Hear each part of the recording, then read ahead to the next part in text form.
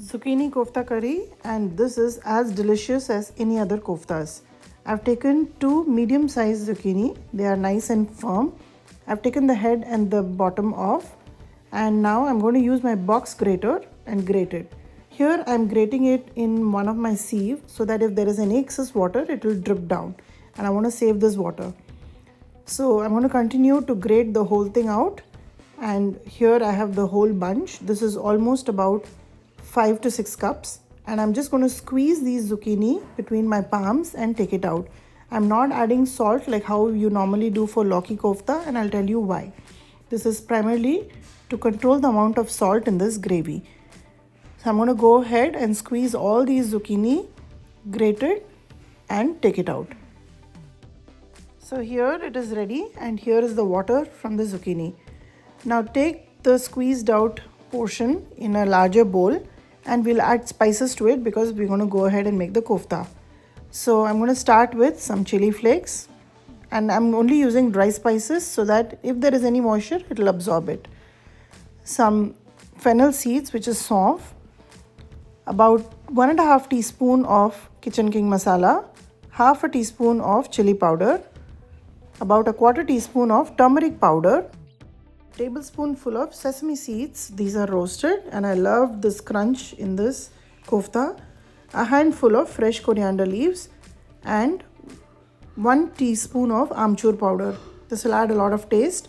Here I'm adding some salt for the koftas, and mix all this well with the zucchini.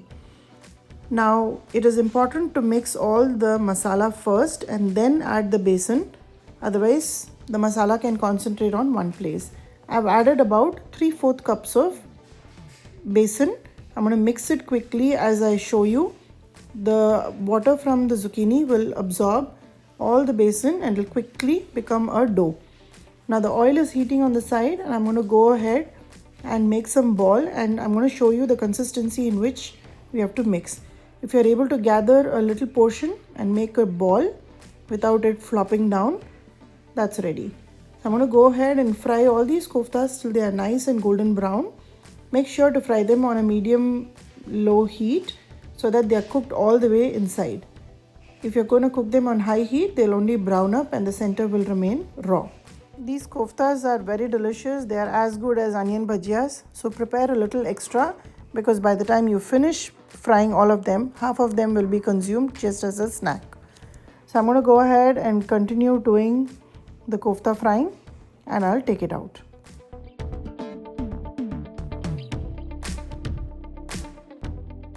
Zucchini is not an Indian vegetable, so it's always been a mystery to use it other than the stir fried vegetables.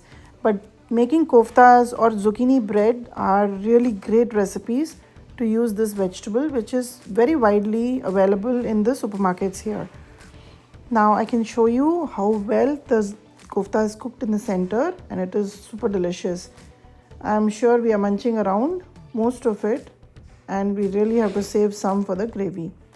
Now let's prepare the gravy. I have 1 large size onion, which I'm going to chop it fine, and I'm going to take a heavy bottom kadai here. I've added about 3 tablespoons of oil, a teaspoon of cumin seeds, a teaspoon of jeera, and once it is roasted, I will add the onions.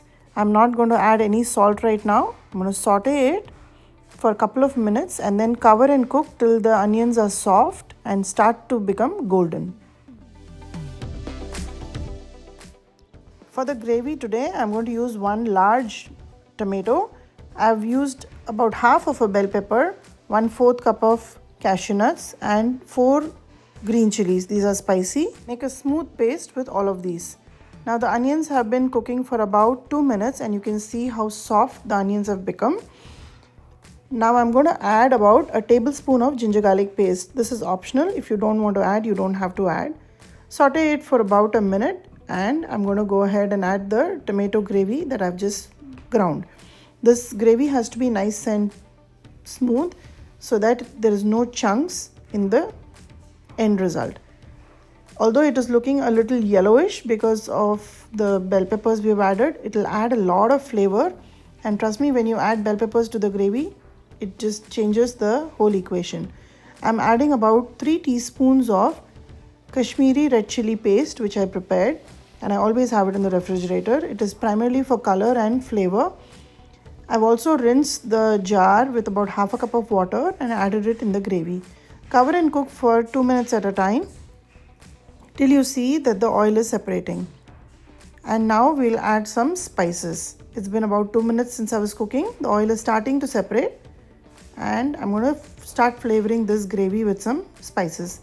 This is 1.5 teaspoon of kitchen king masala, about quarter teaspoon of roasted jeera powder, 1 teaspoon of Aamchur powder, half a teaspoon of red chili powder, and salt to taste. Now salt, keep it in control, and half a teaspoon of garam masala. Mix it well, cover and cook so the masala can bloom in the gravy and cook as well. Cover and cook only for about a minute, and then you can see that the oil is separating, the gravy is becoming nice and glossy. Here is the water which we reserved from the zucchini when I squeezed and took out. I'm going to add it to this gravy, and this is why I don't add salt to the grated zucchini, otherwise it will become very salty. Cover and cook for about 3 minutes till you see that the oil is separating. At this stage I'm adding 1 teaspoon of Kasoori Methi. This is optional, but I like the flavor of it. Mix it and taste for salt at this stage. I'm also adding about 1 cup of hot water because I want it a little bit more in gravy. As it was cooking, it was reducing. I have added the koftas now, and these koftas are very light and very soft. So try to add it maybe just about half an hour before you're going to serve. Mix it, add fresh coriander for flavor. Let it boil for about 2 minutes, and this kofta curry is ready. Just before serving, sprinkle about a quarter teaspoon of garam masala and a little bit more of fresh coriander leaves. This gravy is very delicious. This kofta is super soft and goes excellent with fulkas and parathas. Let me show you how soft the kofta is. I hope you enjoyed this recipe. Like and subscribe my channel. Follow me on Instagram. Let me know when you made it and how much you enjoyed it.